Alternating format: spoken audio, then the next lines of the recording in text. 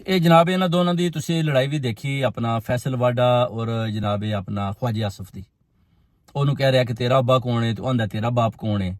ਯਾਨੀ ਗੱਲ ਇਹਨਾਂ ਦੀ ਹੁਣ ਜਿਹੜੀ ਹੈ ਨਾ ਬਾਪ ਤੱਕ ਵੀ ਪਹੁੰਚ ਗਈ। ਤੇ ਕੱਲ ਇਹ ਲੱਗੇ ਸੀ ਇੱਕ ਦੂਜੇ ਦੀ ਮਾਂ ਦੇ ਵੀ ਜ਼ਿਕਰ ਕਰ ਰਹੇ ਸੀ, ਮਾਵਾਂ ਭੈਣਾਂ ਨੂੰ ਵੀ ਇਹ ਪੁੰਨ ਰਹੇ ਸੀ ਬੈਠ ਕੇ ਦੋਵੇਂ ਨਾ, ਮਗਰ ਬਾਪ ਦਾ ਟਵਿਟ ਕੀਤਾ ਫੈਸਲ ਵਾਡੇ ਨੇ, ਤੇ ਜਿਹਦੇ ਚ ख्वाजा आसिफ ਹੀ ਦੱਸਿਆ ਕਿ ਇਹਦਾ ਬਾਪ ਜਿਹੜਾ ਨਾ, ਉਹਨਾਂ ਕਿਹਾ ਕਿ ਉਹ ਵੇ ਆਪਣਾ ਜਨਰਲ ਅਸਮ ਮਨੀਰ, ਇਹਨੇ ਆਪਣਾ ਕਿਹਾ ਸੀ ख्वाजा आसिफ ਨੇ। ਤੇ ਜਿਹੜਾ ਫੈਸਲ ਵਾਡਾ ਉਹ ਕਹਿੰਦਾ ਕਿ ਇਹਦਾ ਬਾਪ ਨਵਾਜ਼ ਸ਼ਰੀਫ ਹੈ। ਇੱਕ ਦੂਜੇ ਦੇ ਬਾਪ ਉਹ ਕਹਿ ਰਹੇ ਨੇ ਕਿ ਤੇਰਾ ਬਾਪ ਹੋਵੇ ਤੇ ਤੇਰਾ ਬਾਪ ਹੋਵੇ, ਯਾਨੀ ਆਪਣੇ ਜਿਹੜੇ ਇਹਦੇ ਸਹੀ ਬਾਪ ਨੇ ਉਹਨਾਂ ਨੂੰ ਭੁੱਲ ਗਏ ਨੇ।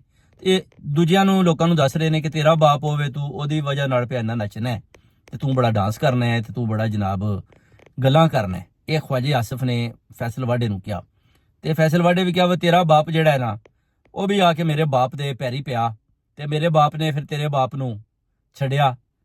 ਤੇ ख्वाजा आसिफ ਆ ਗਿਆ ਕਿ